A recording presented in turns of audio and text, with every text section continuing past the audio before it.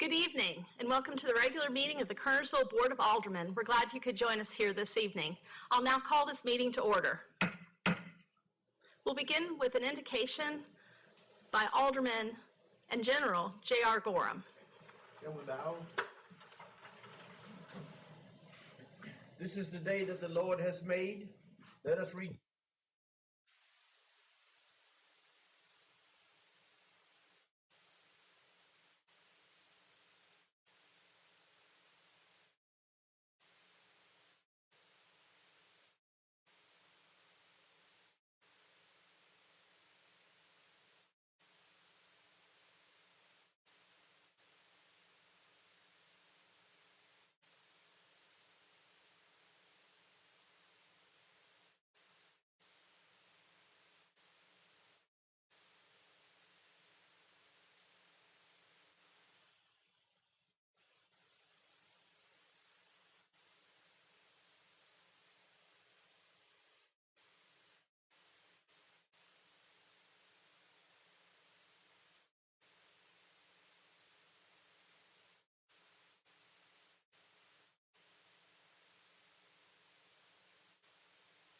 Join me in the Pledge of Allegiance. I pledge allegiance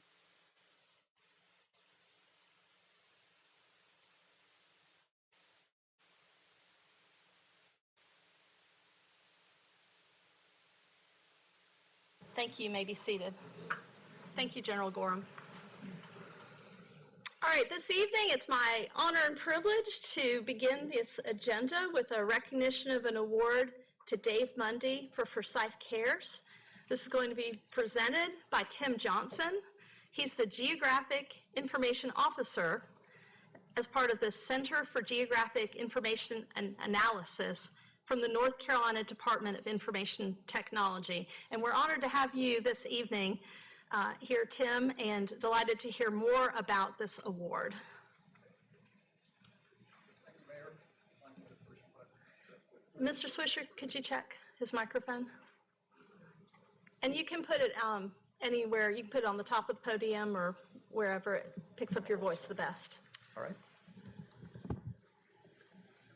First of all, it's a pleasure to be with you this evening, and even more of a pleasure to recognize Kernersville for Forsyth Cares. So I have a few remarks I'd like to make regarding the award. I'd like to first congratulate the town of Kernersville and Detective Mundy on the Herb Stout Award for Innovative Use of Geographic Information Systems, or GIS. This award was presented at the North Carolina GIS Conference in March in Winston-Salem in front of about 600 of your peers across the state. Herb Stout was a visionary in North Carolina and started the North Carolina GIS Conference back in 1987. So early in the technology era of this specific technology. He thought it was a way to bring local governments, state agencies, and others together to learn from each other and share experiences and build on the sense of community that he wanted to establish. Herb was a Wake County Commissioner and chair of the Triangle J Council of Governments in the 1980s. His vision for use of the technology was to serve citizens of North Carolina through the advanced use of technology to provide services more efficiently. So why was Forsyth Cares innovative? Or why is it innovative, I should say? The application of GIS in this way is innovative because it uses tools and technology to provide critical information to emergency services personnel and first responders ahead of their arrival on an emergency call, leading to faster and more effective provision of services. The fact that this is a multi-jurisdictional and collaborative effort with Map Forsyth and others makes it even more innovative. Originally, it was the brainchild of Detective Mundy, who partnered with Jason Clodfelter and Map Forsyth to create the tools to collect data submitted from the public, provide mapping tools, and the data available to dispatchers across multiple jurisdictions in a secure system, which makes the needed information available to emergency personnel while protecting the confidentiality of the data per the HIPAA laws. So in summary, it provides timely information to first responders when, as you know, every minute counts. The awards committee reviewed a lot of applications for this award, and one of the statements they made in selecting Forsyth Cares is that they saw how effective the tool could be in a day-to-day basis in their own communities throughout North Carolina, and spoke about wanting to replicate what you've done in their jurisdictions. So, in conclusion, the North Carolina GIS Conference recognizes Forsyth Cares as the Herb Stout Local Government Award winner for large jurisdictions in 2023. So I have two things I would like to share with you. One is the cup, loosely modeled after the Stanley Cup. So this cup has all the award winners from the 1990s forward when the award started. So it's passed around from conference to conference. So Mount Forsyth and the town of Kernersville will share this until 2025, and then it moves on to the next award winner. So that's one item. And then the plaque is your permanent recognition that you keep forever to recall what it meant to implement this important application tool. So congratulations, and I'd like to ask the team to come up. I think many of them are here. So again, great work, and appreciate your support in enabling those folks to do great work.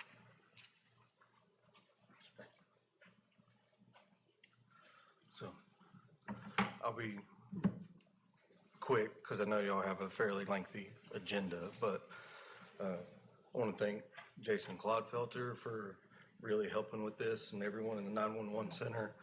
I want to thank all of y'all because it's with your continued support throughout all of our entire careers that we were able to really push forward and try to be the best police department that we can be.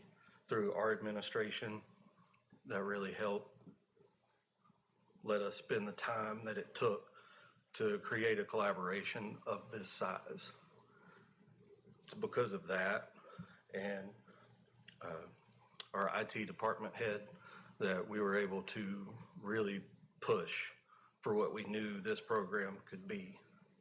And it doesn't sound like it's a large collaboration when you think about the 4 911 centers that house the information as a dashboard, but every firehouse, every police car, every fire truck, and every ambulance have access to this information in the entire county.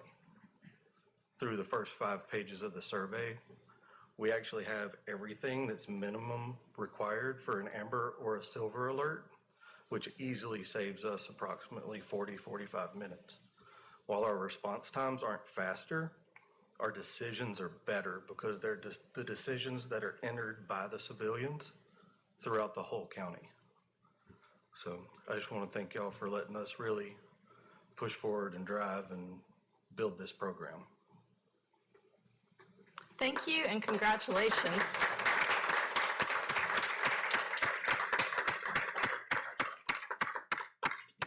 Did anyone else from the team have any comments? All right, thank you. We really appreciate that innovative and visionary use of GIS to help others and families in our community, so thank you.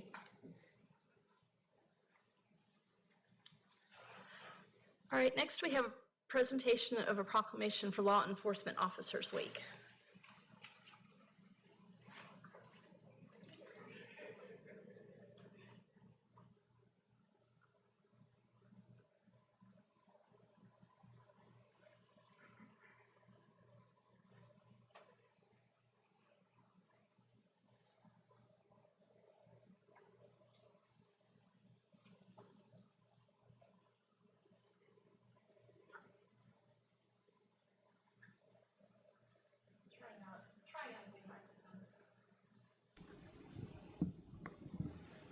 All right.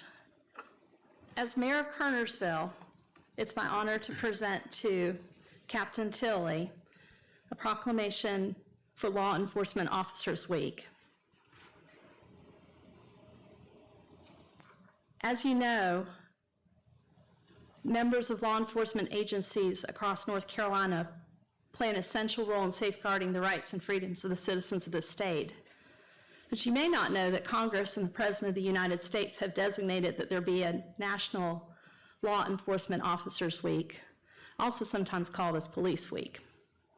Kernersville is joining in that national celebration and recognizing the week of May 14th to 20th as Law Enforcement Officers Week in Kernersville, and asking all of the people of Kernersville to join in commemorating law enforcement officers, past and present, who by their faithful and loyal devotion to their responsibilities have rendered a dedicated service to their communities, and in so doing, they have established for themselves an enviable and enduring reputation for preserving the rights and security of all citizens. It's my honor to present this to you today.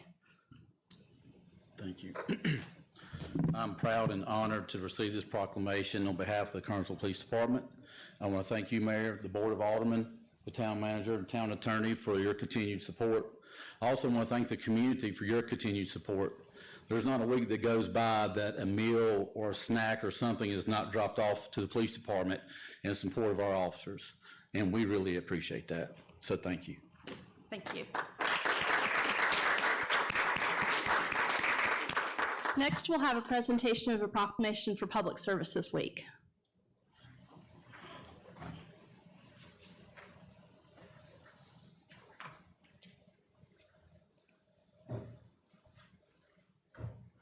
If you live in Kernersville, you know that the Kernersville Public Services Department provides services and infrastructure that are part of your daily lives. But you may not realize the full range of those services.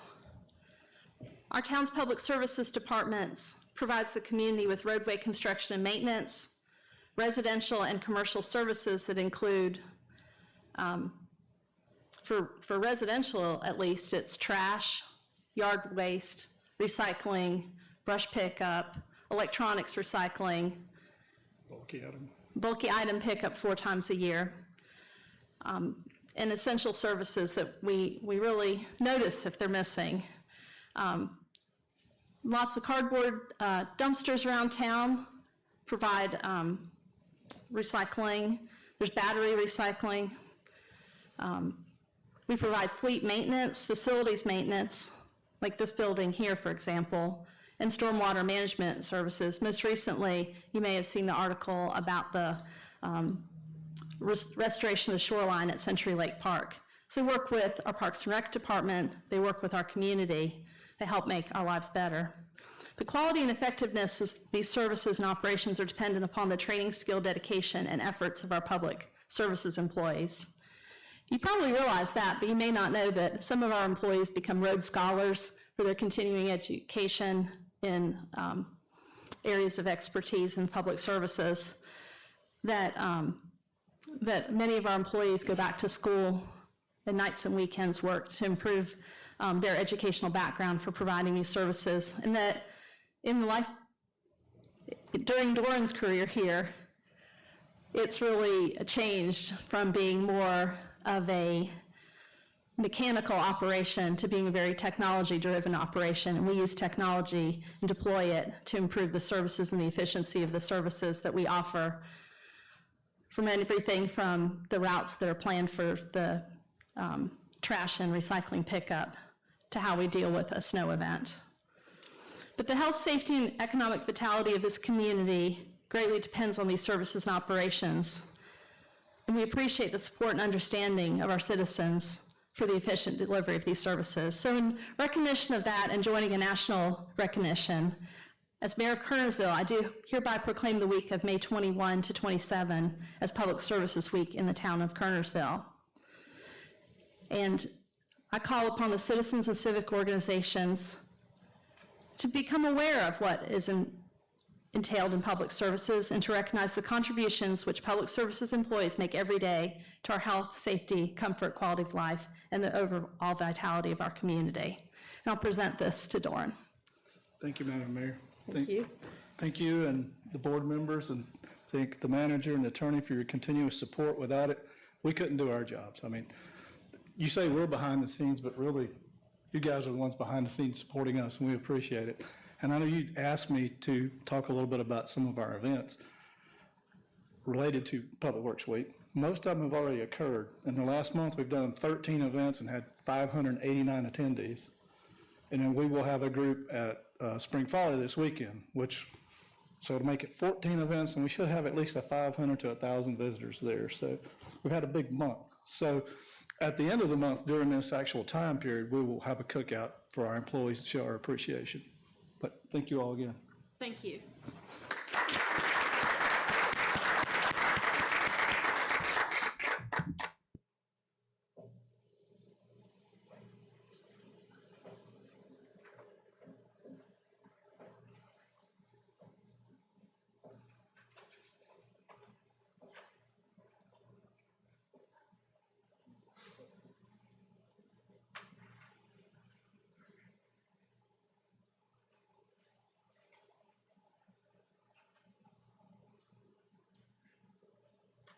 We'll do one more at the standing mic. We have to also have the podium, but at this point in time, I'd like to recognize C.J. Idle, who's the Vice President of the Vice Chair of the Historic Preservation Commission. Okay. At last month's meeting, the Board of Aldermen unanimously declared May as Historic Preservation Month in the town of Kernersville. And I'd like to present this proclamation to C.J. Idle in appreciation for the efforts that have been undertaken for historic preservation in our communities and the educational efforts that will be taken this month to involve people in that. If you're on the Kerner's Folly email list, you've already gotten an email about one of the events being held, which is a kind of a deep dive into the restoration efforts at the Folly with comparisons of photographs of when before preservation began and now. So it's really impressive that the ivy-covered brick building that was a little bit crumbling and a lot in disrepair has been preserved and is being restored today. The town of Kernersville joins cities and counties across the U.S. in a nationwide celebration of Historic Preservation Month. And whereas historic preservation is an effective tool for economic development, tourism promotion, revitalizing neighborhoods, fostering local pride, and maintaining community character while enhancing livability. And whereas historic preservation is relevant for all communities across the nation, both urban and rural, and for all neighborhoods and citizens all over the town of Kernersville. And whereas it is important to celebrate the role of history in our lives and the contributions made by dedicated individuals in helping to preserve the tangible aspects of the heritage that has shaped us as people. And whereas Historic Preservation Month is co-sponsored by the Forsyth County Historic Resources Commission and other local preservation and neighborhood organizations throughout Forsyth County. And whereas these organizations encourage members of the community to participate in creative and fun events related to historic preservation as a way to celebrate Preservation Month 2023. Now therefore be it resolved that the Mayor and Kernersville Board of Aldermen do hereby declare the month of May 2023 as Historic Preservation Month and call upon the residents of Kernersville to join their fellow citizens across the United States in recognizing and participating in this special observance. I'll present this to you, CJ. Thank you, Mayor Morgan. Thank you, Alderman Curtis, everybody. Do something historic this month. Go to Kerner's Folly. Follow Winston-Salem's Facebook page. There will be stuff about the history of Forsyth County popping up throughout the month. And you guys will have more from me later. Thank you, CJ. Thank you also to Michelle and to Heather, who are also here from the Historic Resources Commission. We appreciate your involvement.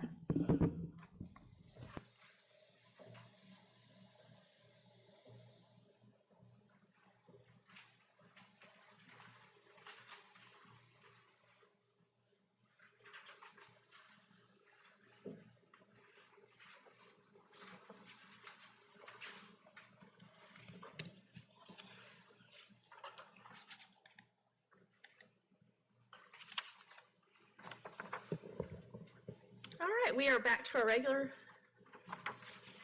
business items.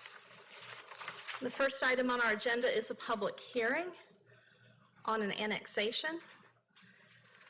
Then we will have a public hearing on a rezoning and a public hearing on financing. For all of our public hearings, the same rules apply. If you're familiar with our procedures, you're already well aware of them, but they are printed on the agenda and also displayed on the screen.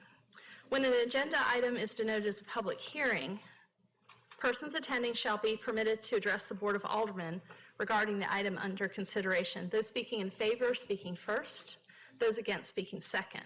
Proponents and opponents shall each be given 20 minutes of time to speak, and may choose to allow one speaker to utilize that time or choose to allocate the time amongst different speakers. In the event that either proponents or opponents have not designated a speaker or speakers to represent that view, the mayor shall divide the 20 minutes by the number of speakers wishing to address the board.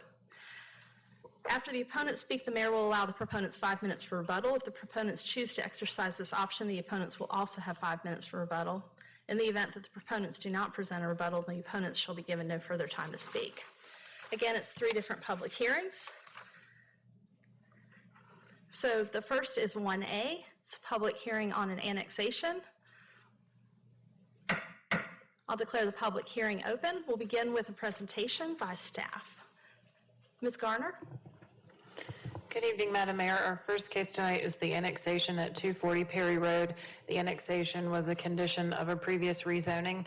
Upon a building permit issuance, annexation was required. The applicant has applied for the building permit for the property, and so we are here for the annexation request. This was duly noticed, and previously scheduled at your meeting in April. Okay. Is there anyone here to speak in favor?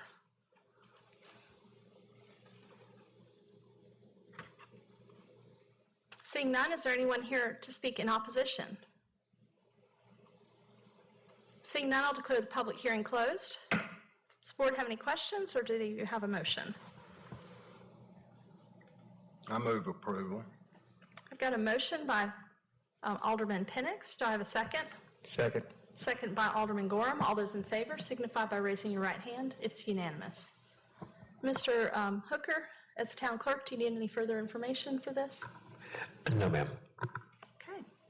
All right, item 1B is public hearing on rezoning. Luke Dickey, agent for Carolina Income Properties, requesting a general use rezoning from highway business and limited industrial to business industrial for property located on the north side of Industrial Park Drive, with the specific address noted in our agenda, containing a total of 21.41 plus or minus acres and being all of PIN number 6885893309, with all BI uses apply. Zoning docket K807. It's a public hearing. I'll declare the public hearing open. Ms. Garner, do you have a presentation? Yes, ma'am. Thank you, Madam Mayor. K807 is a general use rezoning on Industrial Park Drive. The parcel is currently unaddressed as it is vacant. It is split zoned between highway business and limited industrial zoning. The request from the applicant was to business industrial. Staff and planning board's recommendation is for rezoning to limited industrial to clean up the split zoning, as I'll cover in a moment. Surrounding zoning includes highway business, limited industrial, and residential multifamily and residential single family, and the property is bordered by Salem Parkway to the northeast. The land use plan in this area calls for business support, which is defined as accommodating a variety of office, corporate park, warehouse, flex space, light industrial, retail, hotel, and related uses. When we're considering a general use rezoning, all of the zoning district's uses must be considered as part of the rezoning, and this site is also located within the Highway Corridor Overlay District along Salem Parkway. Part of staff's analysis was determining that the site is a general use request, and the site is currently split zoned from between limited industrial and highway business, and it is currently within the Highway Corridor Overlay District. The request to rezone to business industrial could not be recommended because there is a minimum contiguous site area of 200 acres that this site will not meet. The site itself is just over 20 acres and so could not meet the business industrial's minimum contiguous site area, even when we considered what else might be in the area. The existing parcels that are zoned business industrial are not contiguous even across Salem Parkway. But since the property is split zoned, staff is recommending that the property be rezoned to limited industrial. It serves several purposes. It preserves the highway corridor overlay standards along Salem Parkway corridor. There are no minimum acreage requirements to establish the district, and rezoning to limited industrial resolves the split zoning issue. Staff has confirmed with the town clerk that the applicant did not need to return through the application process since limited industrial is less intense than business industrial if we consider zoning as a spectrum with residential and agricultural on one end and your higher intensity commercial and industrial uses on the other end. So when we compare the uses that are allowed in the limited industrial and the business industrial, they're very, very similar. Limited industrial is in the gray column and business industrial is in the white column on the screen. And so most things that are allowed in limited industrial are also allowed in business industrial with a few exceptions, but we've confirmed with the applicant that their intended use would still be accommodated with limited industrial. Planning Board heard this at their April meeting, and so the Planning Board and staff recommendation is to move to amend the zoning ordinance of the town by rezoning the property in case K807 from highway business and limited industrial to limited industrial. We find that the rezoning is consistent with the comprehensive plan and is reasonable and in the public interest because this would allow us to clean up the split zoning. And the land use plan recommends the area for business support and the limited industrial zoning district is accommodated in business support per the land use plan. With general use rezonings, we don't do a lot of these, but there's no site plan and there's no ability to apply conditions. So all of the uses are considered that would be allowed in limited industrial zoning district. Planning Board's vote at the April meeting is shown on the screen. It was a 6-0 vote with 4 members absent. I'd be happy to answer any questions that you have. Are there any questions of our staff at this time? I've got a question, Madam Mayor. What are they planning on doing out there? Have they forecast what they want to do? It is an industrial type use. With general use rezonings, we don't discuss the use because all uses could apply. So if they operated on site for a few years and then moved out, anybody who was operating use also authorized under limited industrial would be able to utilize that site, unlike with conditional zonings where we do discuss the potential use.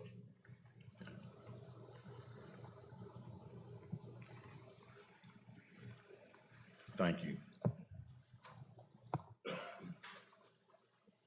Are there any other questions?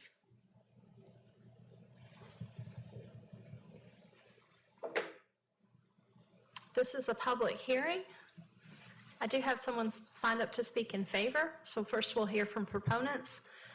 I'll recognize Luke Dickey from Stimmel Associates.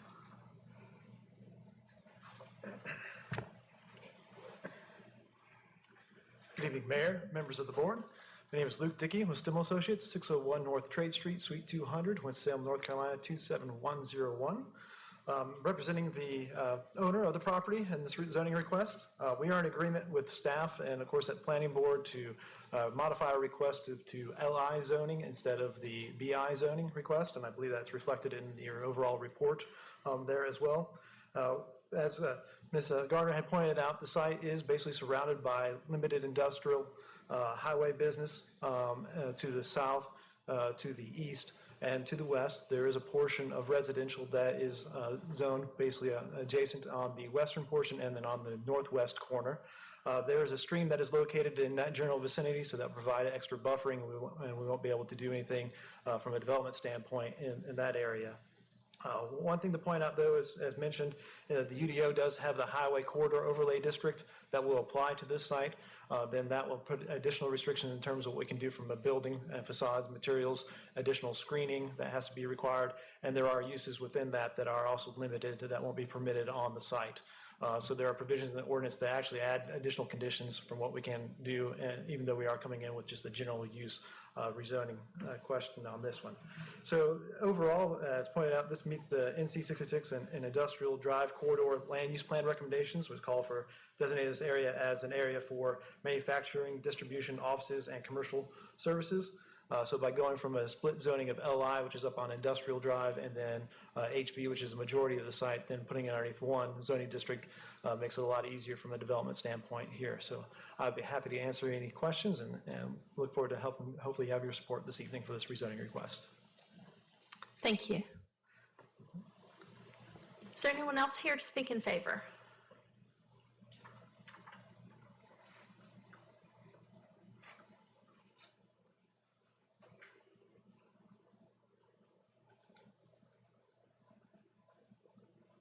I'll ask one more time, is there anyone else here to speak in favor?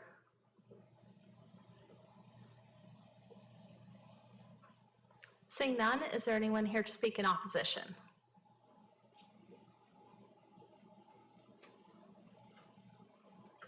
Seeing none, I'll declare the public hearing closed. Are there any more questions of Ms. Garner? Is there any discussion, or do I have a motion? I'd make a motion, Madam Mayor. What would your motion be, Ms.? It would be to amend,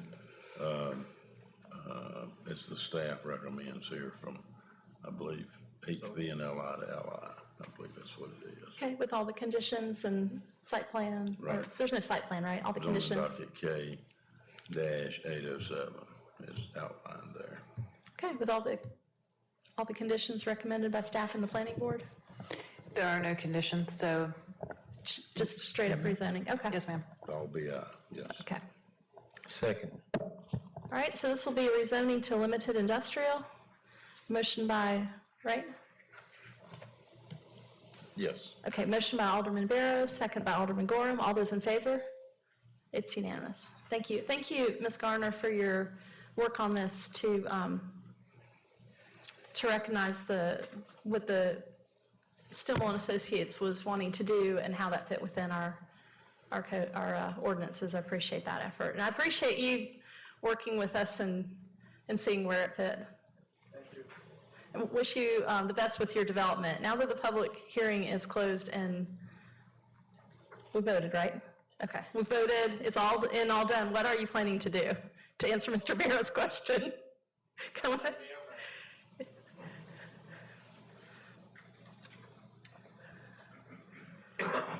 We couldn't consider it when voting, but we sure are curious. Sorry, I'm a little shorter than the previous speaker here. Madam Mayor, Jeff Scott, address 7510 Providence Road, Charlotte, North Carolina, 28226. So generally what we're looking to do with the property is provide basically components for power industry work in support of a major utility in the area. More broadly, and to take care of any concerns, we are a very clean, very professional organization. Nothing we do will be an eyesore, and we pride ourselves on good relations with adjacent neighbors, business owners, et cetera. So in that vein, we're going to continue to work with the planning department, with zoning, and make sure we address all their concerns as we go through more specific site review, make sure we check every block en route. But generally speaking, we provide materials to linemen that go out to, infrastructure improvement or hardening for the power grid in the area. Thank you. Is that a good enough answer? Thank you. Okay, awesome. Mr. Barrow? Thank you.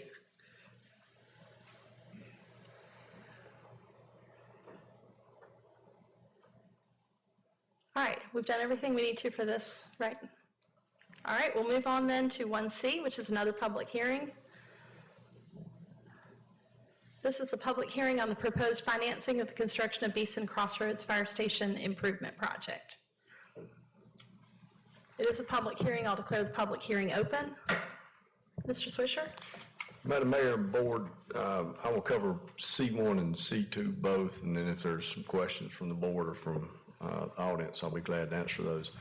C1 is the resolution detailing the financing terms and authorizing a financing contract for the construction of Beeson's Crossroads Fire Station improvements. This project was approved in the fiscal year 2022-2023 budget. We're now to the point to where we have rates back from the bank. You also have the guaranteed maximum price as well in C2. But C1, we put it out to banks to bid on that, give us interest rate terms of the loan. We submitted it or put it out to bid with a 15-year term as well as a 20-year term. You can see there we received 5 bids back under the 15-year term, 3 bids back under the 20-year term, and we are recommending going with J.P. Morgan Chase, who was the low bidder on the 15-year term. The interest rate was 3.29%. Total loan cost was $5.64 million. It's about $1 million savings over the 20-year loan. The contract was for an amount not to exceed $4,525,000. The building portion of that being about $4.4 million, and then we had about $100,000 in soft costs that will be affixed to the building, the alerting system, things like that. So we're recommending, again, going with JP Morgan Chase. We're pleased with the interest rate, 3.29% is pretty good. A little bit lower actually than what we were anticipating. So we were glad to see that come in. And again, it's quite a significant savings over the 20-year term. And not much difference payment-wise when we figure out what the installment payment would be on that. Not a tremendous amount of difference over 20 years versus 15. C2, as you all know, Samet Corporation was selected to be the design build contractor on this project. They have worked last couple months getting a guaranteed maximum price, and that guaranteed maximum price is $4,424,700 for that building. And again, there's a little bit of no soft costs in that, but that's the price of the building, and then about $100,000 in soft costs. We have some other equipment that will be financed in the fiscal year 23-24 budget. But right now, with C2, we're asking you to approve the contract with Samet Corporation for the guaranteed maximum price. Both of these will go to the Local Government Commission at their June 6th meeting for the final approval on that. So you have a note there at the bottom of C2. The contract will not be executed by the town until the LGC considers and favorably approves the project loan contract. So until they do that, we can't execute a contract. But that's why we tried, we were kind of right on the deadline to get it to you tonight so that we can get it to the LGC. We have to have it to them 30 days before their meeting. Time frame wise, we can't put it out, we can't put the contract price out for the building too early because it's usually only guaranteed probably 60 to 90 days. The bank's only guaranteed about 30 days, so we've got a tight window to get all the stuff in. That's why most of it was not uploaded until yesterday. We try to get them to submit it to us so that we can get it and that we don't lose the time frame on that. So that's both of those. Again, both of them relate to the Beeson's Crossroads fire station improvements. And I'll be glad to answer any questions. Chief Alderman is here as well. He can answer any questions relating to the specifics of the building. Franz is here to answer any questions relating to the financing that you may have.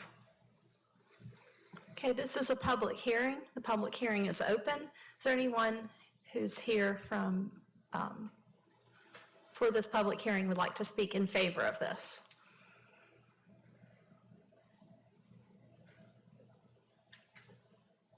Is there anyone here to speak in opposition?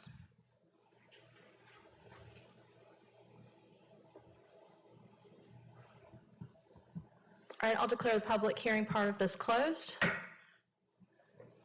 Do the aldermen have any questions or any discussion? I got a question. It's a dirt question. You remember we had that problem over at Civitans where they came up that far short on the dirt. It's guaranteed maximum price. I looked through the contract. Are we gonna run into a problem like that? Is that a possibility with the guaranteed maximum price? We don't anticipate that, especially with the dirt, because the site's already pretty much there, and a large part of this project is actually tearing out and then going back in and renovating the current building, and we will add on some building as you go closer to Union Cross Road. Right. But there was already a building there. So we don't anticipate any of those, and the other items are standard construction items. So we're not anticipating anything such as that. And we don't have, we don't have any road improvements on Old Salem or Union Cross or any of that that may come up at some point with something that wasn't anticipated. Right, no problem with any hazardous materials that may be discovered. That's No, all, sir. The good thing that you remember, there was a gas station there. DOT owned that property before we did. They acquired that property from the gas station and they cleaned it up. If there was any, they cleaned it up before they gave it to us. Supposed to, anyway. Okay, good enough for them. Thank you, Mr. Fisher. Thank you. Any other questions?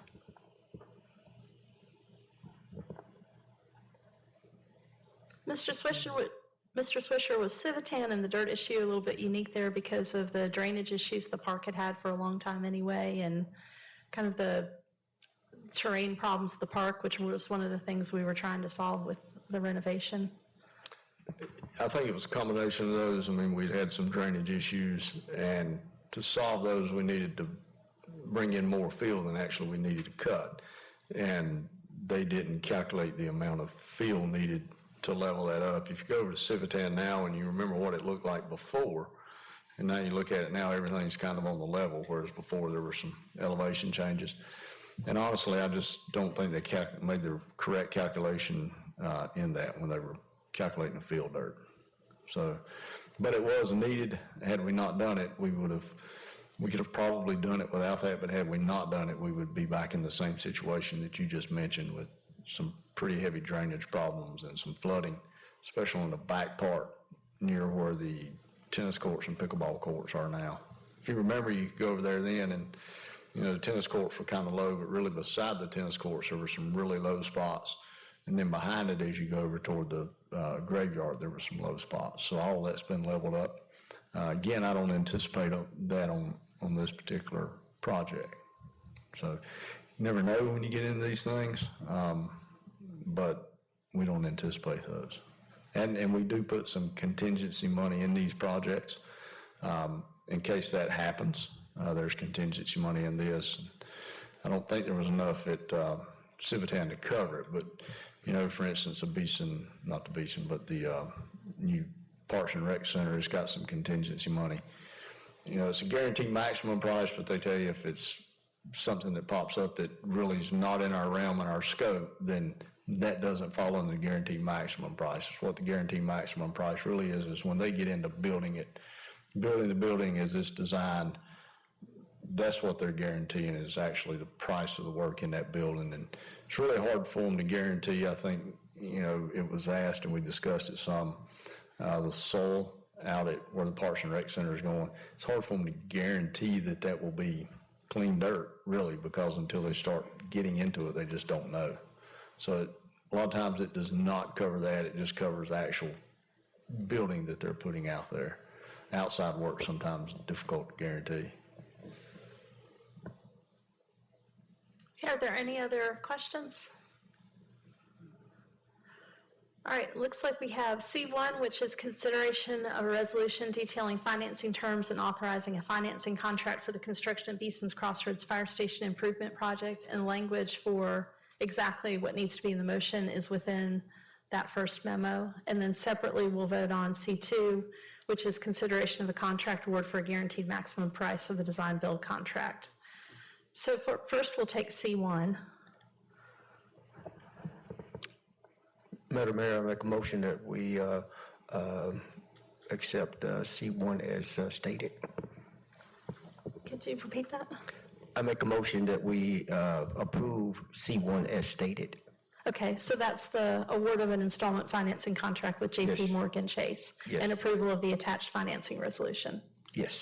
Okay, I have a motion by Alderman J.R. Gorham. Do I have a second? Second. Second by Alderman Penix. All those in favor signify by raising your right hand. It's unanimous. All right, and so the next we have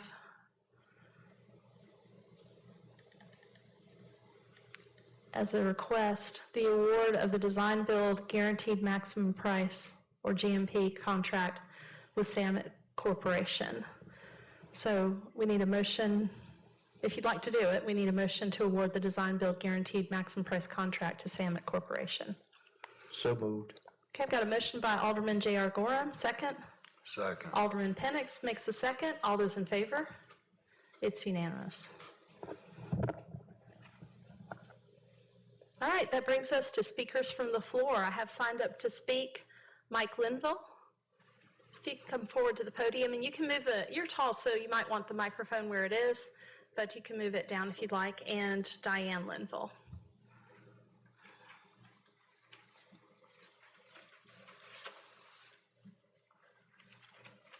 If you can remind me of the time limits for this, JR. Good evening, Madam Mayor and Board. My name is Mike Linville and my wife Diane. Hang on, Mike. It will be a 10-minute time limit, and also I'm not sure if your microphone's on or not. Okay, is it on? It's on? Mr. Swisher, if you could check, make sure his microphone's on. I'm hearing an echo. Okay, All right, thank you. All right, whenever you're ready. okay. It's the first time doing this. We live at 310 Joyce Lane here in Kernersville. And we were here to ask about the town's buffer code because between a residence and an office building, we can't seem to find what the code is, and we don't know exactly what's going on. We've talked to people from the zoning office, and we're not getting anywhere with them. And we just wanted to ask you. But anyway, I've sent all of you an email, and Madam Mayor, she said she didn't get it, and I'm not really great with the computer, so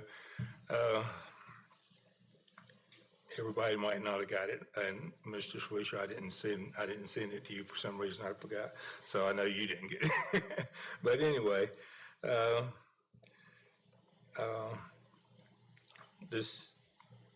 we had a buffer behind our house at where there's a 2-story office building. And the guy come in and cut all the trees down. It was the evergreens and stuff like that. And he's replanted some. And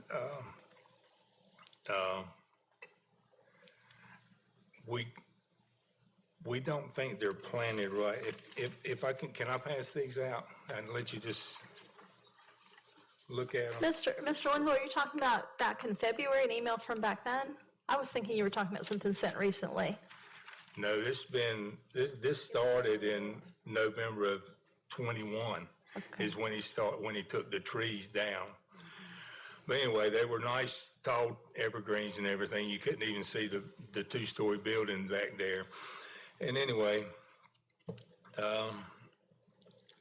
he planted some trees there, and you can see some of them in the picture. Several of them died because the people that planted them didn't even bury the root ball of them. They just kind of set them on top of the ground. So that's why it's been going on so long. He's replanted some of them, and we just want to know exactly what the code is, if we can find it out, and to know how close these trees are supposed to be planted to each other. We've been told by some people that they were supposed to be like a double row. He's got a 10-foot boundary there that he can plant 2 rows of trees, and they're supposed to be staggered. So if we could just find out what the code is. We were told that if we wanted to file something with the zoning board, we would have to pay like a $350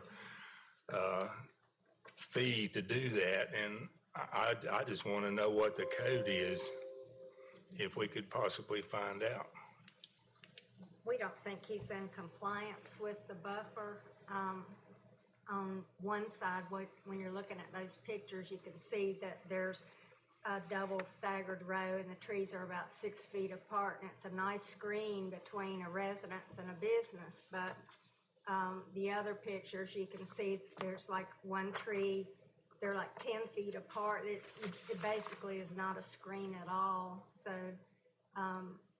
to have a business in your backyard, it's not the greatest thing. And then the dumpsters on the other side of the fence as well, which everybody in town, I think, comes and unloads there too. So it's not a pleasant situation to have a 2-story office building in a residential area.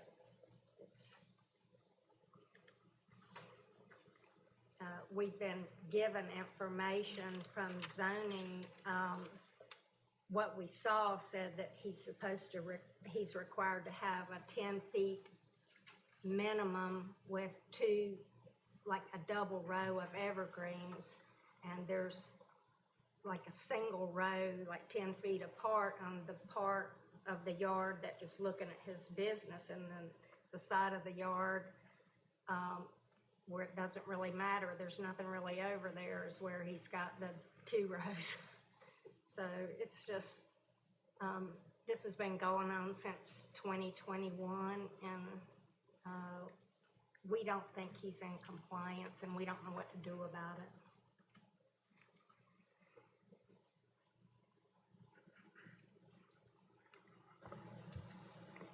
Can I ask a question, Mayor? Yes, please. I couldn't understand you. What did you say? Everybody came and, did you say dump something, or what was you saying? That's just a The business dumpsters just there also, and people just from all over town coming. I mean, it's kind of a busy little place with the business in the backyard. Yeah. We don't appreciate it.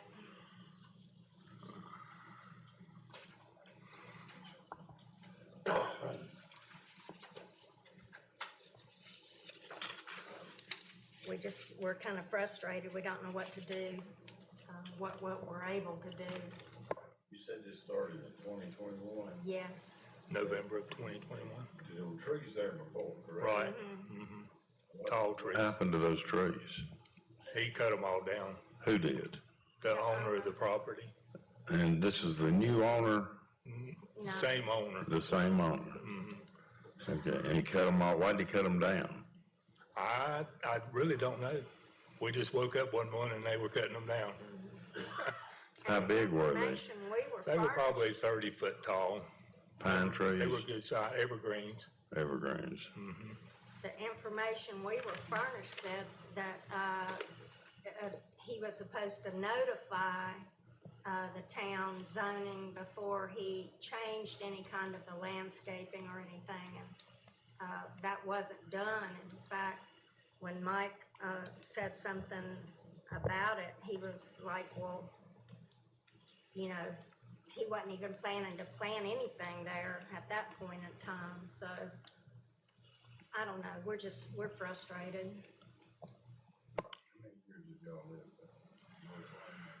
We've lived there for 6 or 7 years. My parents lived there since 1972.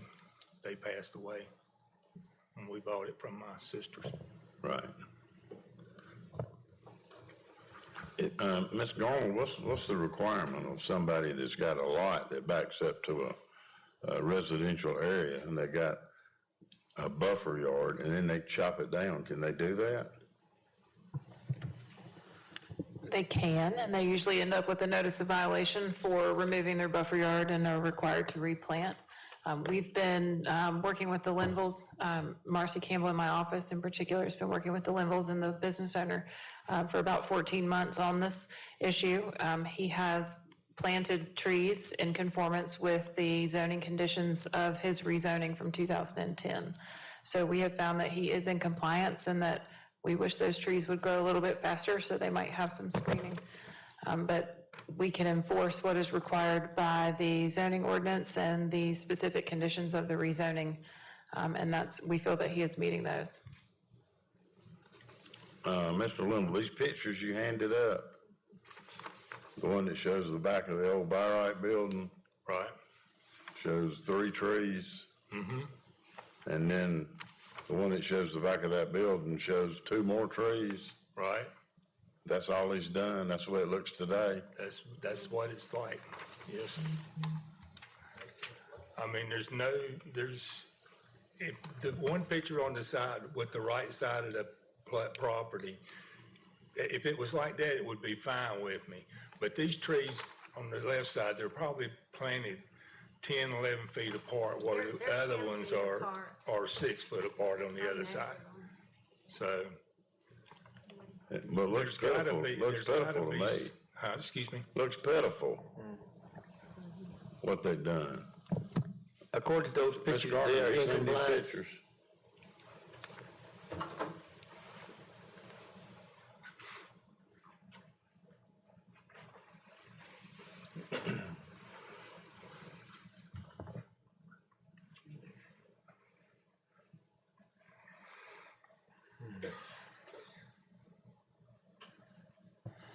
So with the picture that shows the back of the two-story building, this is what Marcy has verified meets the conditions of the rezoning. The rezoning said it had to be a double layer of evergreens, and the trees are planted in a zigzag pattern so that when they grow together, then they are more of a screen.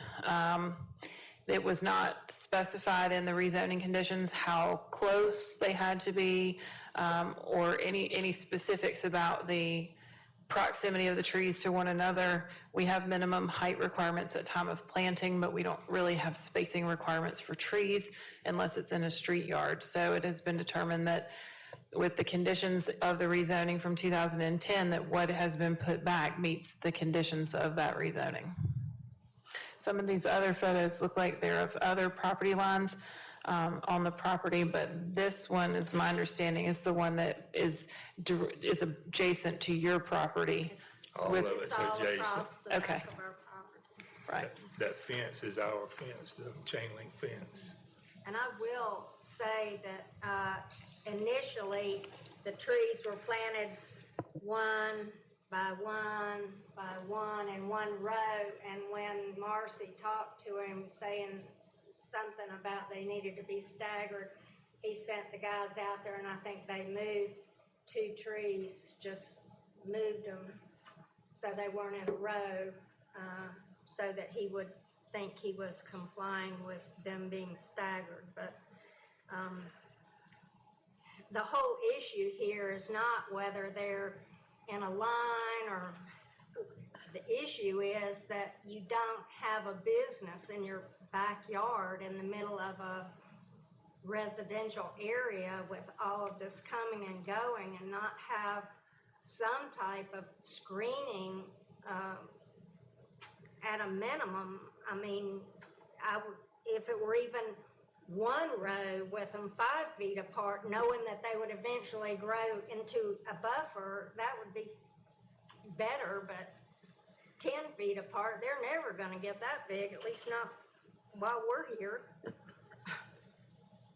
Yeah, it appears to me that he may be in compliance with what our ordinance is, but that's sure not the spirit of it, because again, that looks pitiful, what they've done back there. I mean, that's not a buffer at all, it's just 3 trees. And that's pitiful. I agree. Is there anything we can do about that? We can meet again on site to discuss with the property owner, especially if there's anything that's died over the winter, since we were last out there. We do write rezoning conditions with more specificity than the 2010 ordinance had, which has been tough to interpret and enforce, and some of the vagueness in the wording has led to some of these issues. So we have learned over time that we need to be more specific so that they're not in this situation, but as we can't make him retroactively put in more than what the code required from 2010, his rezoning approval. Okay, is this the brick building on Helper Street right behind? Yes. Okay, so it used to be United Anesthesiologist, I think. I don't know what it is. Yeah, that's what it is still, I think. Okay, yeah, because it doesn't look like it's changed owners since it was first built in It was 2000. the wife's father's building, and Yeah. now the husband, I don't know if it's the husband and wife or the husband. Okay. The father that lived there was, got along great with Mike's parents and stuff. There were no problems at all, and I'm sure during, like from 1972, the trees probably were there initially, were probably small, but, you know, at least they were so that they grew together and did form a buffer. I mean, that's the whole intent. Okay, so it's still the same group, I guess, just somebody different in the group. That's what I understand. Okay. It's her Dad owned the place. Okay, 'cause And I wondered- he built the building. It must have been built in about 1980 or something like that. I'm not sure. Yeah, I wondered what prompted them to take it out, because like I say, it shows it's the same owner, so it's evidently just somebody Yeah. different kind of managing it. Okay, thank you. You know, I don't hardly see how those 3 trees could ever grow enough to create an effective buffer.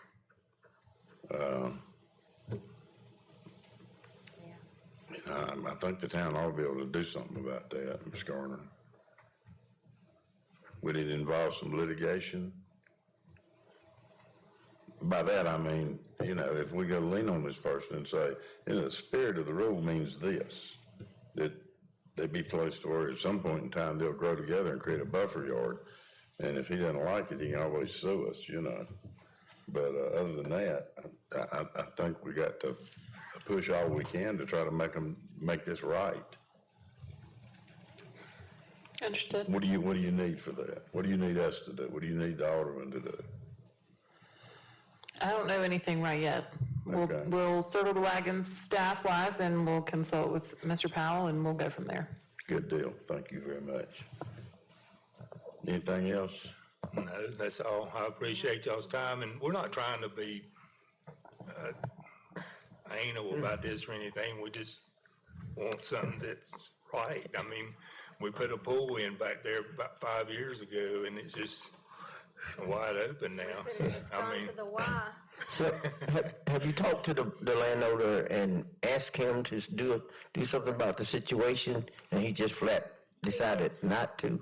Going back and forth, and the initial conversation, I don't know if I should say this, was when he said something about it was, I can make your life miserable, and he certainly has. That was the spirit initially. And he's gotten much more pleasant since then, but still hasn't yeah. remedied, the situation, so. I can understand your frustration. I wouldn't want to be next to a neighbor like that. That's no way to get along. I think we ought to pursue it, get our town attorney to look into it and see if there's anything we can do. Because you shouldn't We have would to put definitely up with that. appreciate it. Yeah, any help we could get would be appreciated. Who is it that's managing the property now? Do you know what his name is? John Mayer, James James Mayer Mayer, is James the Mayer owner. is the wife's husband. He's the one I've talked to. Okay, yeah, I know who it is.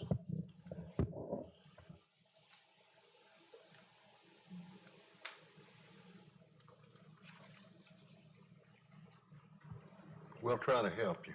Okay. We We appreciate appreciate anything you it. can do. Thank you all very much. Thank you. Thank you.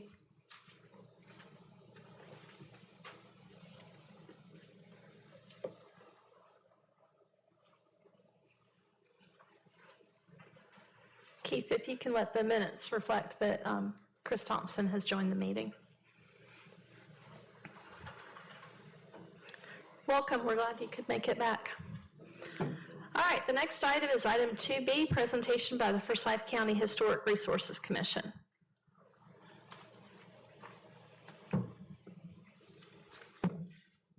Thank you, Madam Mayor. Glad to be back in front of all y'all again. It's been so long since I've seen you. I'm here to present the Forsyth County Historic Resource Commission Annual Report for 2022. I want to start off by noting this is our 75th year anniversary, so we're doing celebrations throughout the year. Hope you guys can come out to some of them, and I'll highlight a few as we go through. One thing that is coming up with Historic Preservation Month that you guys just so generously recognized, May 12th at Kerner's Folly, they're doing a ribbon cutting for the summer kitchen. This isn't in the report, but it's something I wanted to highlight. The summer kitchen restoration was funded through the Historic Preservation Fund grant from the North Carolina State Historic Preservation Office.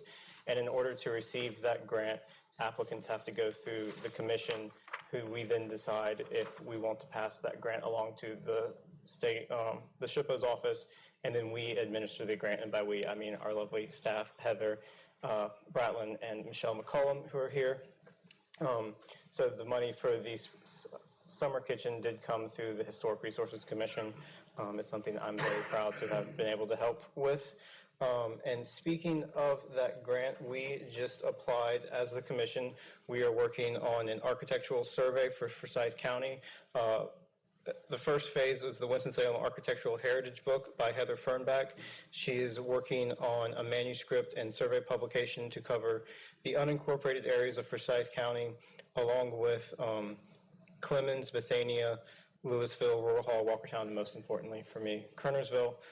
We just submitted that application recently, so hopefully the state will give us the money so that we can get that book published. It will be a companion piece, and it should be great to see what all has survived in Kernersville. The May 20th, we are doing a historic marker unveiling for Boston community.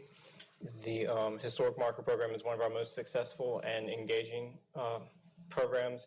I serve on the Historic Marker Committee and get to meet all these wonderful people who are so invested in the local heritage and history of the entire county. You guys should be receiving invitations to that. I do hope you can make it. These are a great way to get out and see the people who are truly invested in seeing history preserved, and they always have great stories and anecdotes to go along with the markers. I want to highlight the Forsyth County, Winston-Salem received 2 preservation awards. Preservation North Carolina's annual conference was held in Winston-Salem this year. Friends of the Oddfellows received the Mitten C. Duffy Landscape Preservation Award for their work at Oddfellows Cemetery, and the City of Winston-Salem received the Gertrude S. Carraway Award of Merit for the work we did rehabilitating Union Station.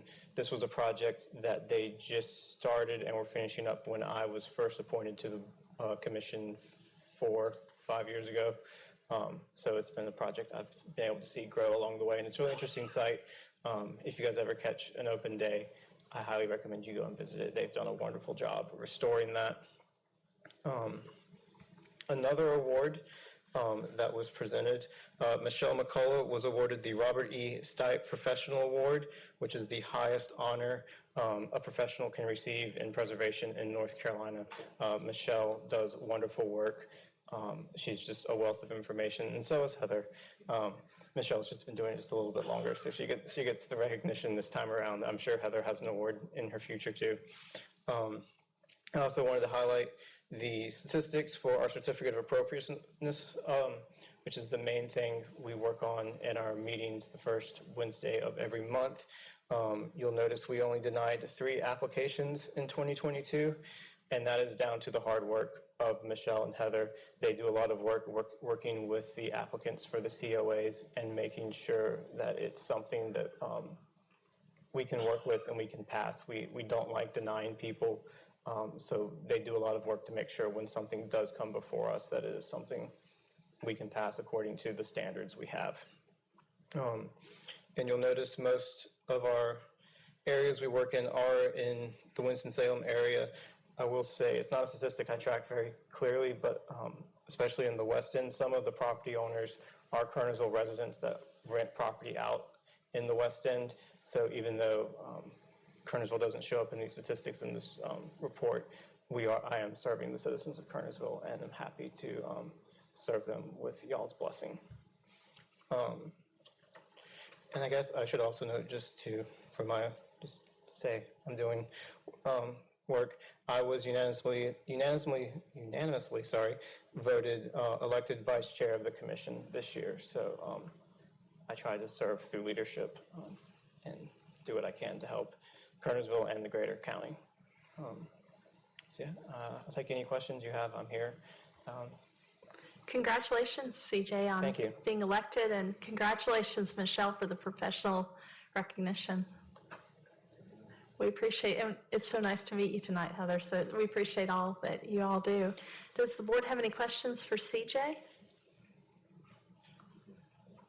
One other thing I forgot, because it's got added in my packet last minute. Okay. May 22nd, we were doing a trivia night at Joy Mongers as part of our 75th anniversary celebration.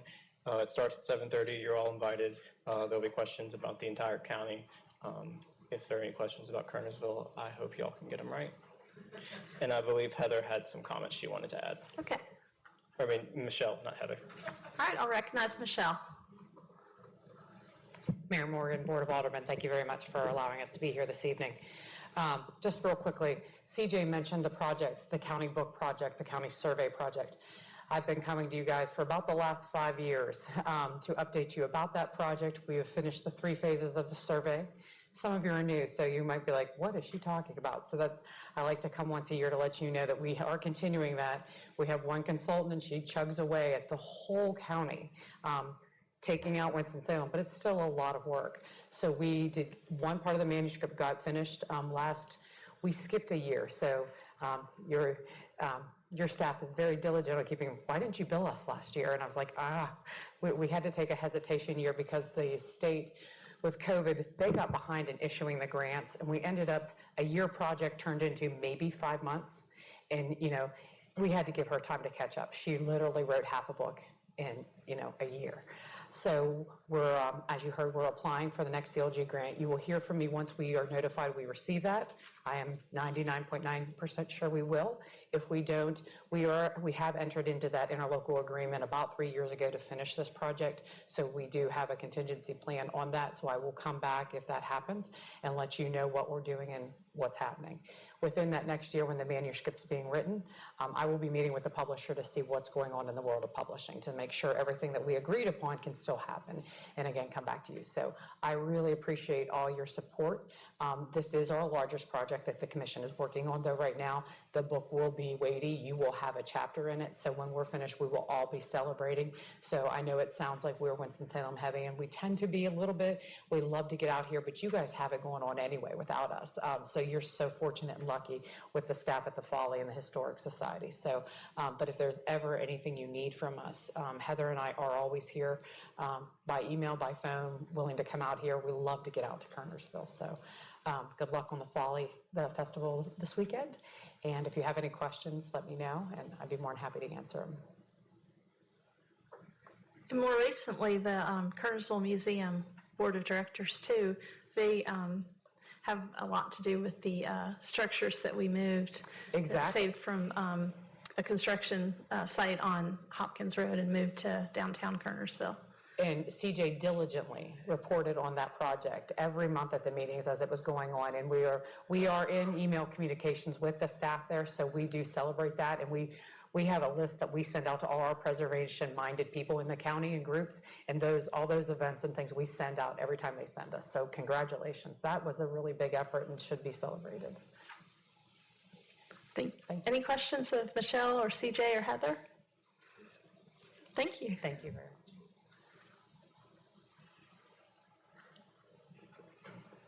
All right, we'll go with item C, and then after that, we'll take a brief recess.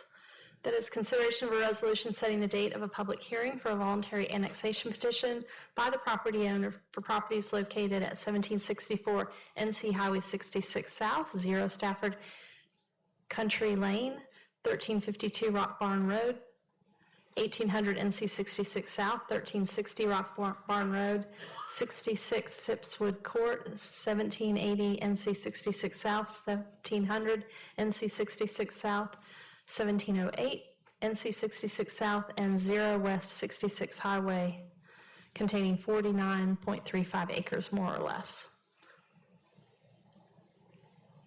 Ms. Garner, do you have a presentation? Madam Mayor, this would be setting the public hearing for the annexation for the next month's meeting for the properties that will be proposed to be incorporated into the Weldon rezoning. So tonight we are just setting the public hearing, and the public hearing will be held at your next meeting. Okay, are there any questions? Or do I have a motion? So moved. Okay, I've got a motion Second. as recommended by staff and a second. All those in favor? It's unanimous. Mr. Hooker, do you need anything else? That was Alderman Thompson and Alderman Gorham, is that correct? Yes. Do you need anything other than that? No, ma'am. Okay. All right, we will stand in a brief recess.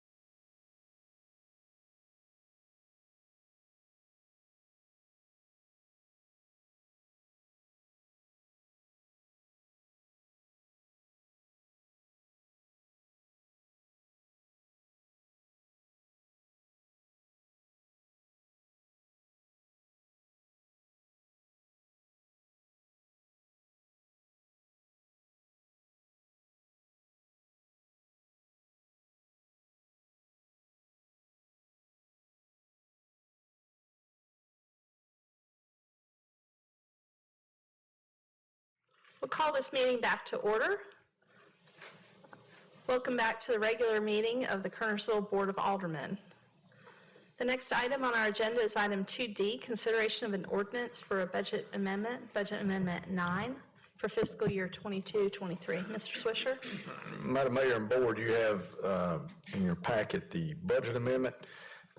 Three of those, the two of the three largest ones are items that have been discussed and approved previously, but were not in the budget, so we need to include them in there.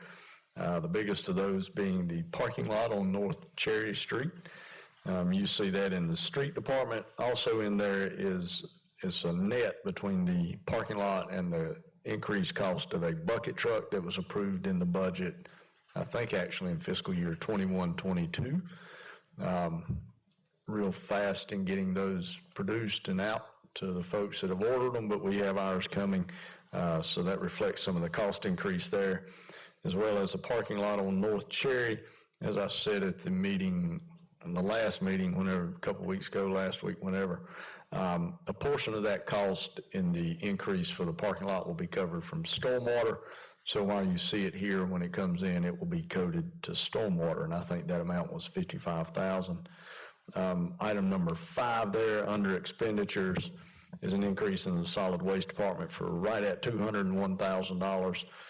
That's to reflect the replacement of a trash truck that was totaled out.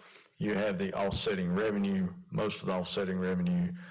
For that, we received right at $175,000 from the insurance company. And then the other big one is one just the way the economy is. It's item number 8 there in the central maintenance department. It's $120,000 to cover increases in gasoline, diesel fuel, and parts and accessories. When we budget for those 3 items, we usually project and forecast those in probably March. The budget's approved in June, and then, we just have to hope for 12 months that it holds steady. Some years we get closer than others, but really a lot of the increase is not actually in gasoline and diesel fuel, it's just in the cost of parts. And that's primarily due to the fact that they're in short supply, they're a little bit harder to get, so when you can get them, you have to pay for them, pay more than what you normally would. We did have some revenues come in. We had $10,000 from the CCUC. That will go toward the project as well, the North Main Street parking lot. That'll be to cut off the water and sewer connections. Then we have the insurance claim of $175,000, and then we had some for the $18,000 to reflect contributions for the uniform badges for the 100-year anniversary in fire department.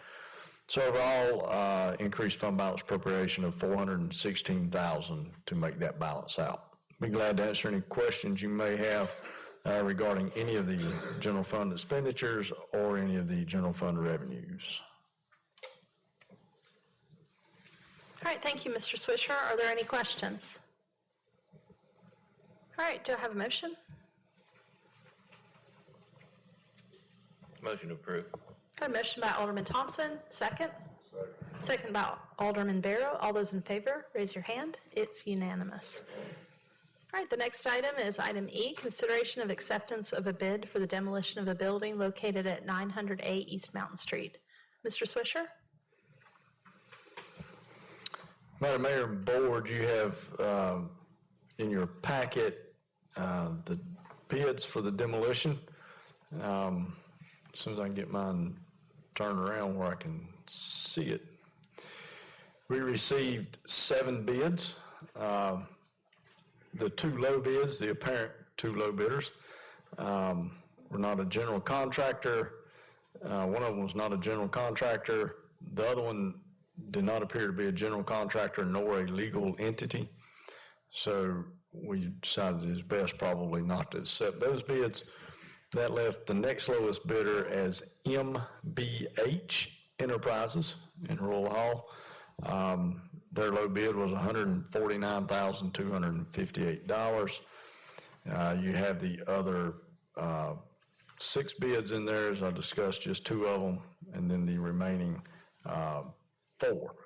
So we're recommending that the board approve the low bid contract to MBH Enterprises.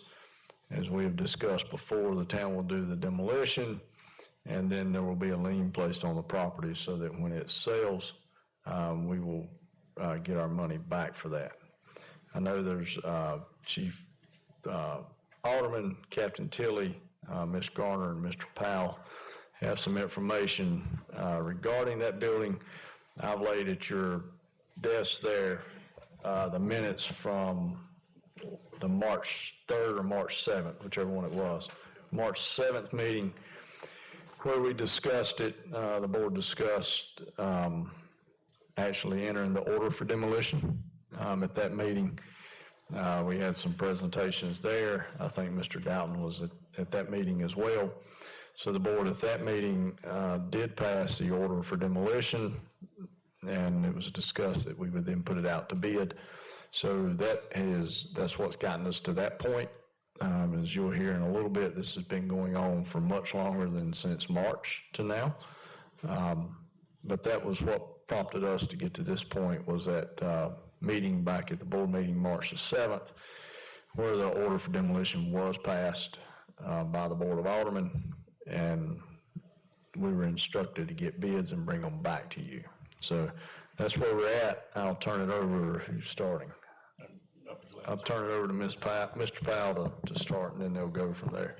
We have several department heads who can give a good summary of what the history of this project has been and the failures thereof by the owner. And I'd call on the Community Development Director, Ms. Garner, to give a timeline report on what the town has found in regard to this building and bring it forward from that time. Thank you, Mr. Powell. This started on official notice March 13th, 2020.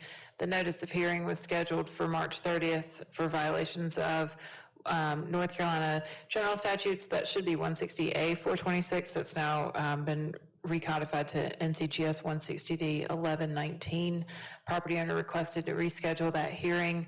That was finally held in April of 2020. An order to repair was issued with a completion date of October 9th, 2020. The property owner requested another extension to November 9th, 2020. December 4th, 2020, failure to resolve the issues. The property was posted as condemned by the building inspector.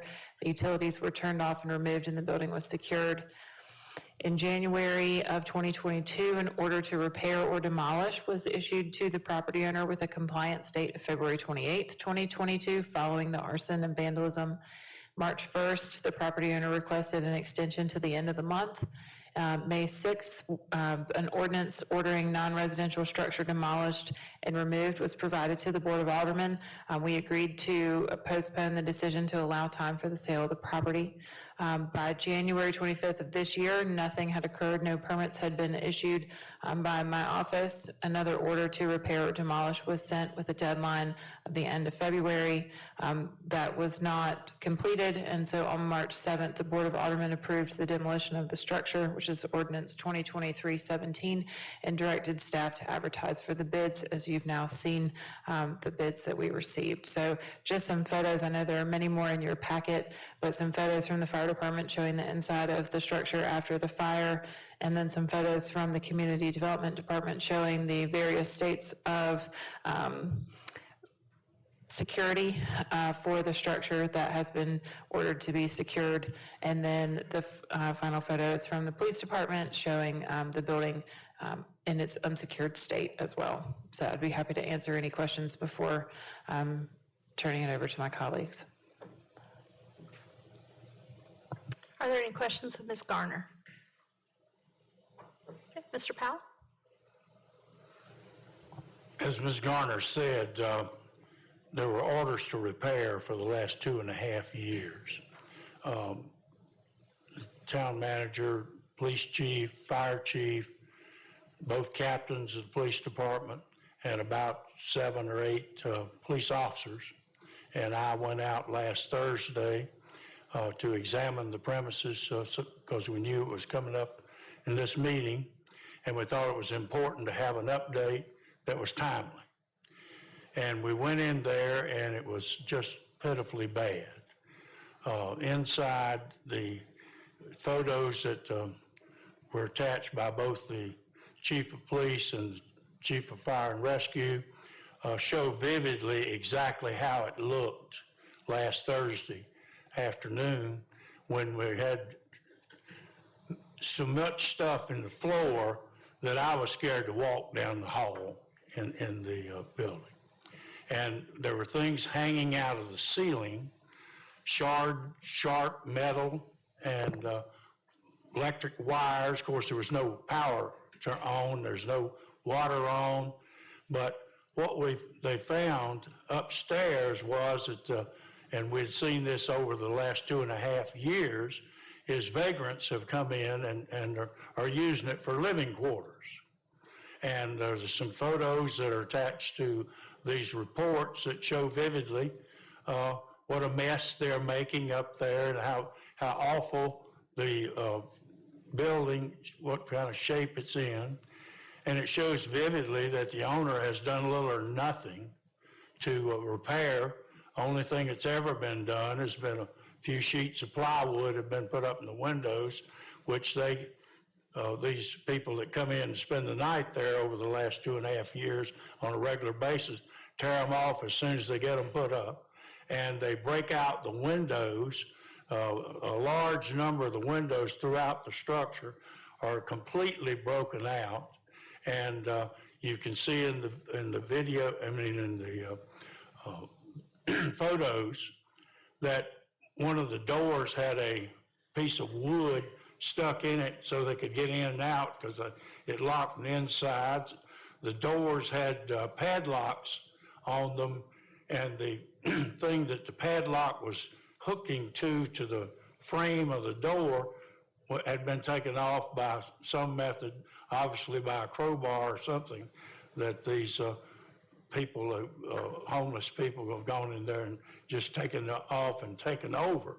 And there's been no attempt by the owner to remedy this situation at all. And yet today we get a contract at 2:54 p.m. this afternoon, with this meeting coming at 6:30 and 3.5 hours later. And but before that time, and before I tell you about that, I want to call on Captain Jason Tilley to give you a report about what the police have found down there over the last 6 years. Captain Tilley? Yes, ma'am. So since January the 1st of 2017 up to today's date, we've been out to this location 1,001 times. 41 reports have been generated, investigated, and completed for criminal activity. Those criminal activity includes burglary, theft, damage to property, trespassing, drugs and prostitution, assaults, arson, and alcohol violations. There's been 16 arrests. There would have been a lot more, but we can't get in touch with the person who's controlled the property to see if they would prosecute. Town Attorney Ed Powell, he gave a great description of the inside of the property, and it is getting worse. There's vagrants constantly on the property. There's been half-hearted efforts to secure that building whatsoever. It is a strain on our manpower, because every time we go down there, it takes at least 6 officers to search that building correctly. It's getting more and more dangerous, as Ed said. Sharp objects in the floor, you can't hardly walk, and in some of the rooms, there's actually human feces all over the carpet and in the walls. And I'll just be honest with you, I don't think it's right for us to continue sending our officers in that environment, because eventually one of our guys is going to get injured searching that building. If you have any questions, I'll be glad to answer. Thank you. Chief Alderman? Thank you, Madam Mayor. Our history with this property actually dates back to 2019. It really goes beyond that, I should say. Let me let me start back and saying that the fire department has a long history with a property, a business property. And the reason why is through fire inspections. Once the building is built, the building inspector is done, the electrical inspector is done, but the fire inspector continues to come out and inspect that property on a routine basis per state requirements. We started noticing some issues at 900 A East Mountain Street back in 2019. Prior fire inspections didn't reveal any major issues there. The building was vacant at that time.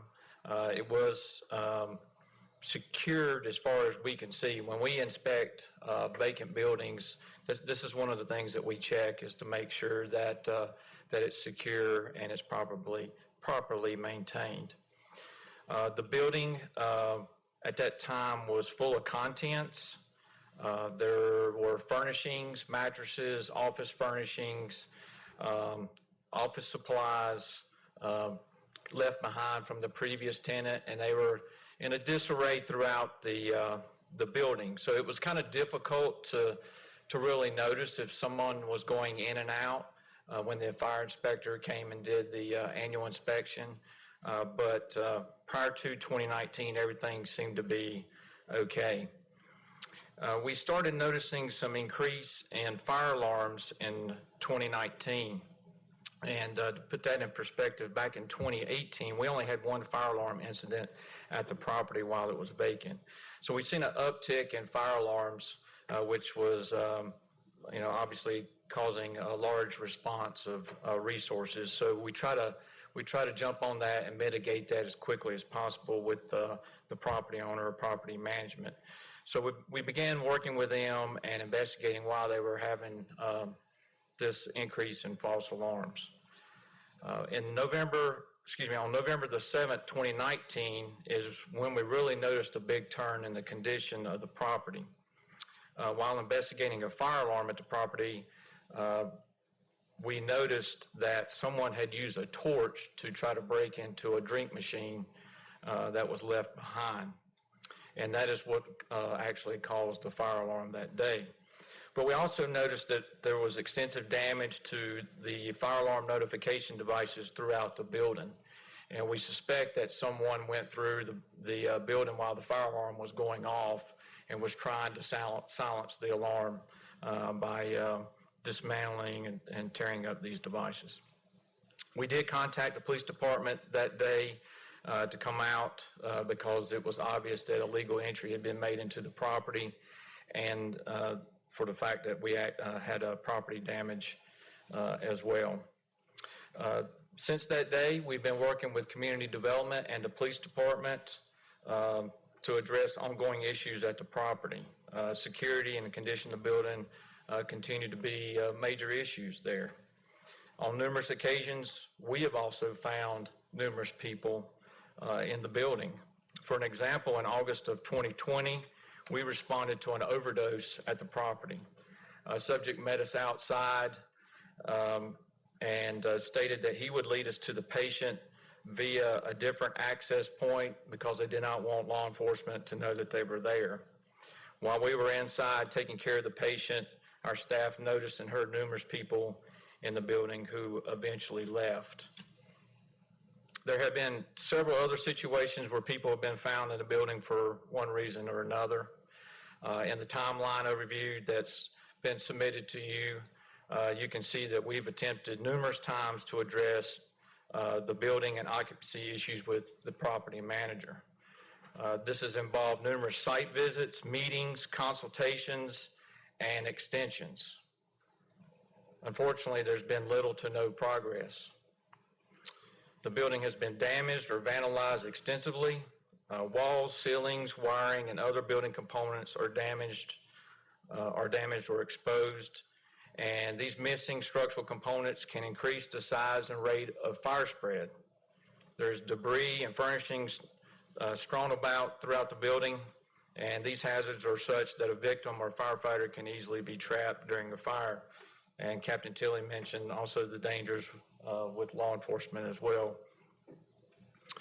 Due to the worsening condition of the building and along with the activity in the building, our concerns for safety of citizens and responders is on high alert.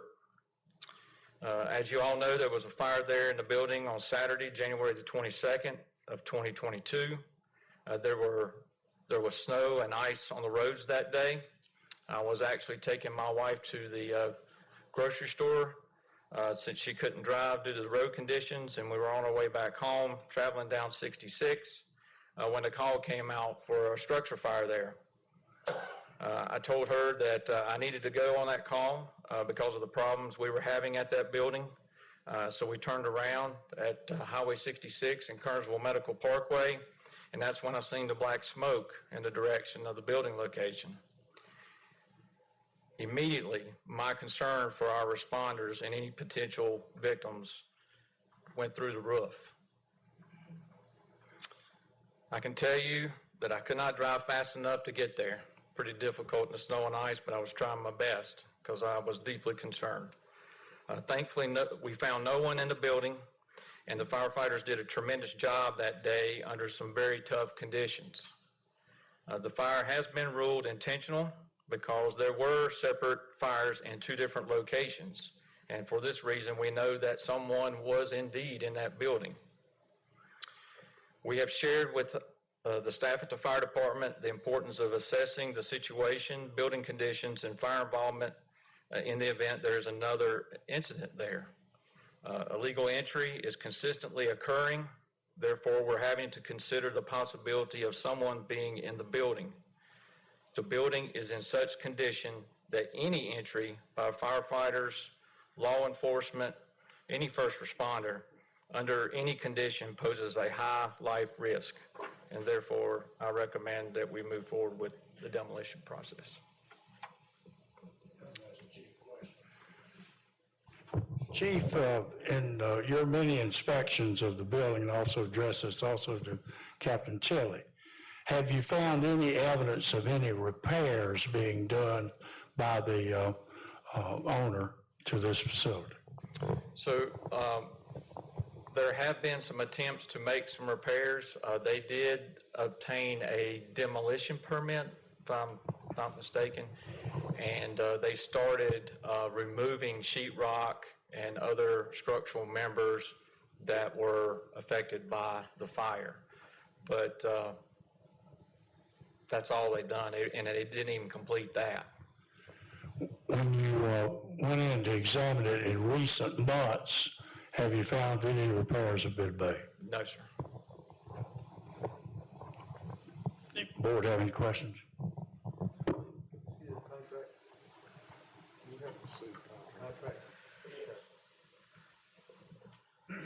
Let me, I'm gonna give it to you, that all of you see it, but I have some things I want to make points about.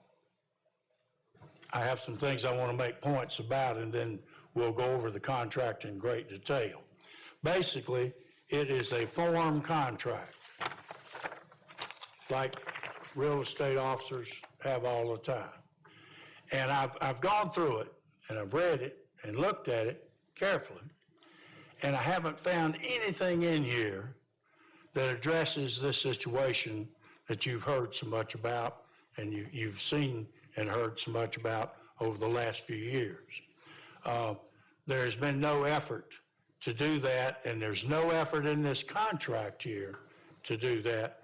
And as I say, this contract was emailed to us this afternoon, a little bit before 3, I think it was 2:54 p.m. this afternoon when they come up with this contract. There's one paragraph in here that they added to it, and I think it's a telling comment that the board needs to consider. And that's under section 15, subparagraph A, where it says the adverse information and compliance with laws. And the new paragraph that's added, I want to read to the board. The building on the property has been ordered to be demolished by the town of Kernersville. Sellers shall take all reasonable steps to have the building removed from the demolition list. Should seller be unable to have this building or the property removed from the demolition list prior to closing, this contract shall terminate. The earnest money shall be returned to the buyer, and neither party shall have any further liability under this contract. I think we need to talk about something that's very important here, and that is that the town, through the building inspector, did a condemnation on this building in December of 2020, some 2.5 years ago. And the board, all of you, heard on March the 7th, the request for demolition, and the board, by unanimous vote, chose to order demolition of the structure. And I'll be glad to let you look at this. And what we feel is that for safety of our personnel, for safety of the community at large, for the sake of doing the right thing, this building should be demolished. The owner has been given every opportunity in the world. The town has bent over backwards, both the staff and the Board of Aldermen, in trying to work with them to make sure that they could restore the building and repair it and put it in a condition where, if they had a problem in the future, that the police and the fire could at least get into it. And we do not have that situation as of right now. And so that's what I want the board to really strongly consider in order to demolish. Yeah, I've only got a few more points there. The contract is up on the screen, and Joe's got it, and I'll pass it down. The examination period, I think that was some discussion back in May or in March when we were talking about it. The examination period is 90 days from the execution of the agreement, which they executed that today. And then there's a closing period of 30 days once that execution or examination period is over with. So you're looking at 120 days. So they've not done any, basically their examination period. They've not gotten in, from the way it sounds, gotten in and been able to obtain quotes on anything.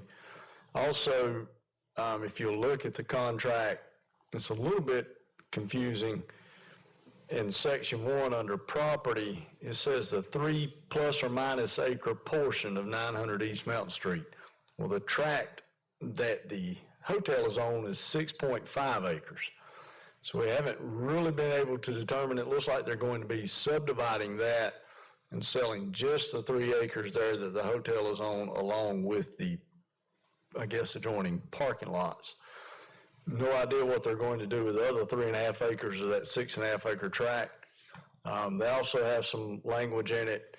If you'll see on that map to the north there between the solid line and Mountain Street, that is DOT right of way. So they can't get an easement out going that way. So they would have to go across the other property and then use the driveway that's there. It says in the contract that the seller will give that easement. But the other thing is, that's part of the 24 acres that's still for sale, so they're going to be giving an easement across property that they've yet to sell. You know, I'm not sure what the impact of that will be in the future, but we've not really nailed down exactly whether they are selling the entire 6 acre tract that you see there in the square, or whether they're selling basically half of that. Again, it's 90 days and then 30-day closing, so it's 120 days. To our knowledge, no quotes or anything have been received. So if it comes in and it comes after 90 days, the buyer says, you know, this is just not feasible, I can't do it.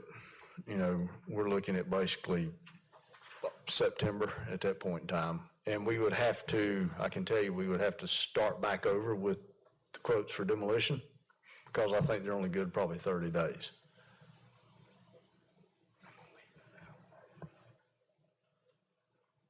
I'll be glad to answer any questions as well if anybody has any. I will too. I got a question.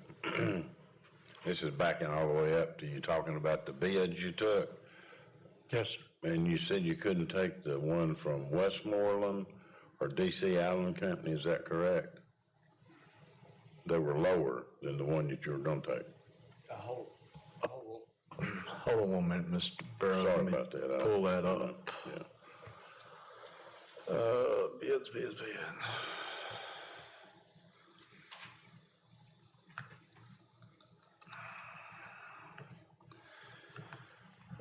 Westmoreland is not a general contractor.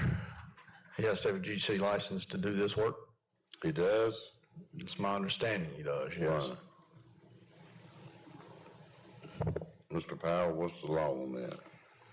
The law is you have to, there's a certain dollar amount that a general contractor is required over and above. I believe that is $50,000. I don't have the statute in front of me right now. It's my understanding that when you make a contract with somebody and it's above where their level's at, you don't have to pay them anything above whatever they're, you know, for 50,000 or 75 Yes, or sir. 125. That is the law, yes, sir. So it wouldn't affect us if we took the lowest bid. Is that not correct? Well, the reason, I'm asking for two reasons. One reason is Westmoreland's from Kernersville, and of course, I'm all for doing business with people from Kernersville. And he's the lowest bidder by, what, $7,000, $8,000, $9,000. And I just wondered if y'all had thought about that. Is there a reason he couldn't do the work, other than that general contractor deal? As long as he was insured and all, that's something to look at. I think it's, like he had said, just the limit on, if he's at 50,000, I think that's what it is. I mean, basically, we would pay him 50. I don't know who'd pay him the other. Well, I mean, we could pay him whatever we contracted with him. We could pay him all we wanted to, but. Well, by state law, we can't do the work over that amount. Well, no, I think he can. He just can't get paid for it. He can't sue. He has no, my understanding is he has no standing to sue. If he did it for 123,000 and the limit of an unlicensed person was 50,000, we'd pay him 50,000. He couldn't sue us for the violence. I searched the law on that's on us. I searched the law on this one time, Alderman Barrow, and I believe you're right. I don't know if there's separate rules as far as a governmental entity getting involved or not. Right. I thought any way we could deal with somebody from Kernersville, that'd be my preference, but. Yes. You know, just whatever. Good deal. Thank you.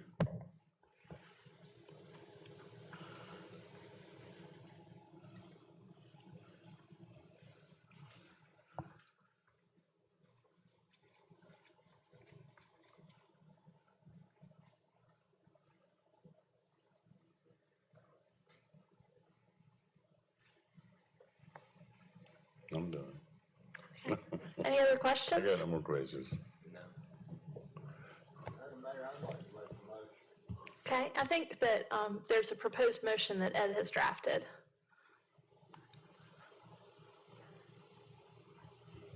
Okay. My motion is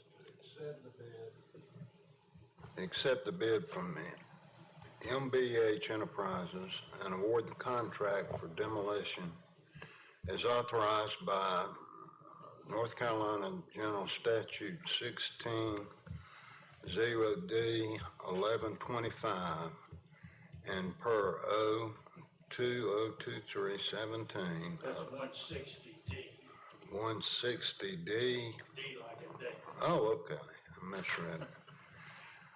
Adopted by the Board of Aldermen on March 7, 2023, authorizing demolition of the structure per NCGH 160D-1119 for failure to complete necessary repairs per North Carolina Building Code and for ongoing criminal activity in order to preserve the health, safety, and welfare of Kernersville.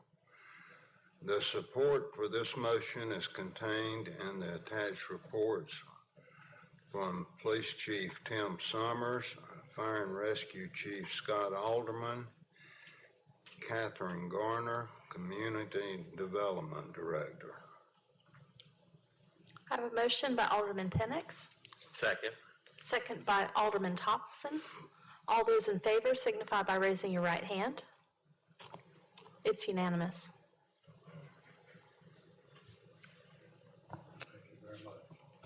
Thank you very much. All right, item 3 is the consent agenda.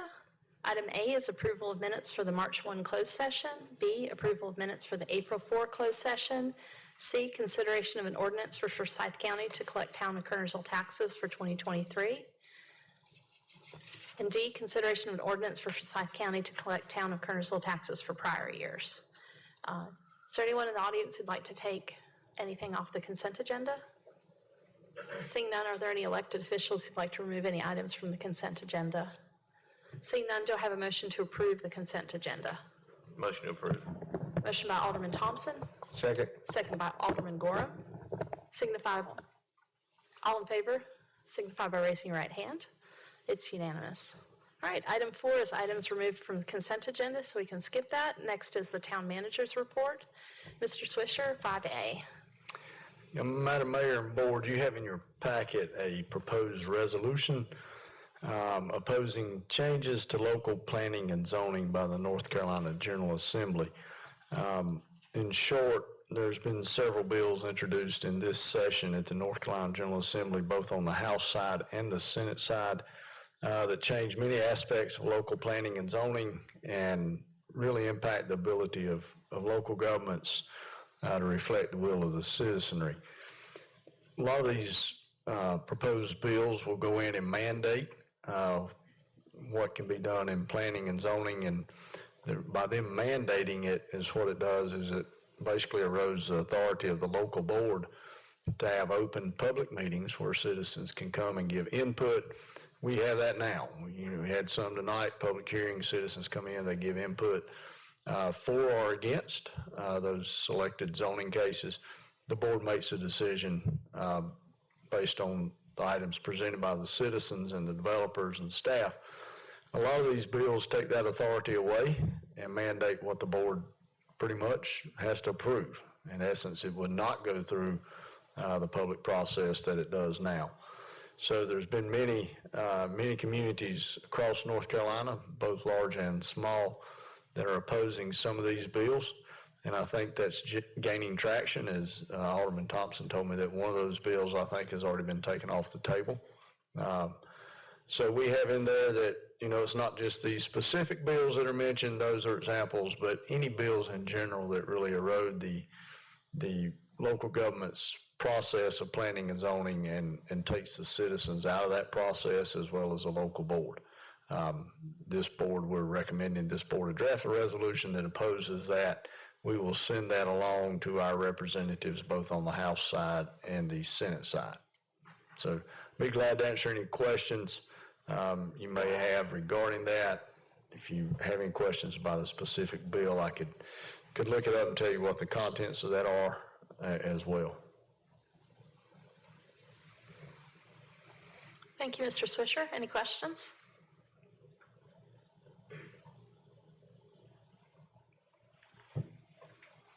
Do I have a motion?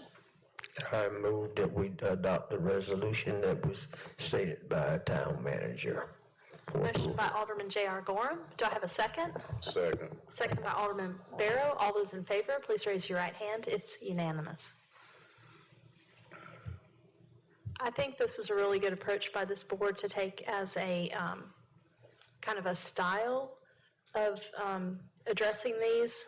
Some of the other municipalities have enacted 2- and 3-page resolutions detailing their concerns with specific provisions and specific proposals, but I think the core of it is our interest in having that ability for people to address the local elected officials about specific situations in a community where everyone can drive by it, people can come to the meetings, people can send us a letter, and that sort of thing. So I think that it's a very good approach, and I appreciate the board supporting that. All right, item B is consideration of a special event request for a groundbreaking ceremony for the Recreation and Event Center at Ivy Redmond Sports Complex. Mr. Swisher? Madam Mayor and Board, you have in your packet that the special event request form.